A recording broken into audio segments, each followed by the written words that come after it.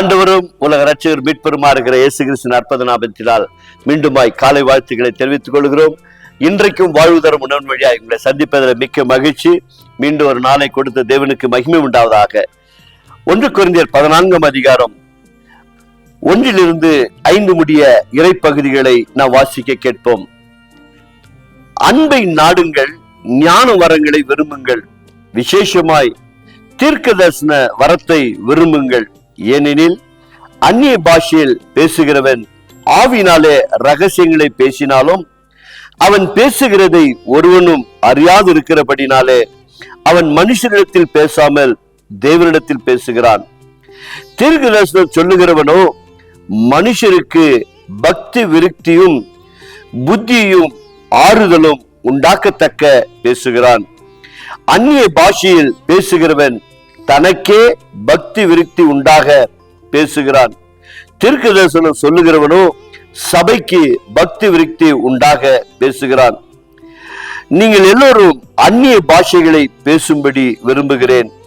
ஆயினும் அந்நிய பாஷைகளில் பேசுகிறவன் சபைக்கு பக்தி விருத்தி உண்டாகும்படி அர்த்தத்தையும் சொல்லாவிட்டால் தீர்க்க தரிசனம் சொல்லுகிறவன் அவனிலும் மேன்மை உள்ளவன்.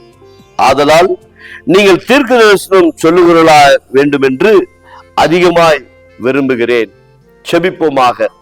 கிருபை உள்ள நல்ல ஆண்டவரே, வரங்களை குறித்து சொல்லப்படும் பொழுது குறிப்பாக அன்பை நாடுங்கள், தீர்க்க தரிசன வரங்களை விரும்புங்கள் என்று சொன்னீரே.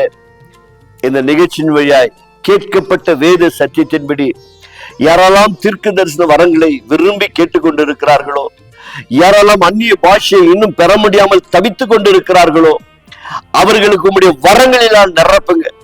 பரிசுத்த பவுல் சபைக்கு சொன்னது போல தீர்க்க தரிசன வரங்கள் எல்லாம் உம்முடைய பிள்ளைகளை நிரப்புக சுவாமி.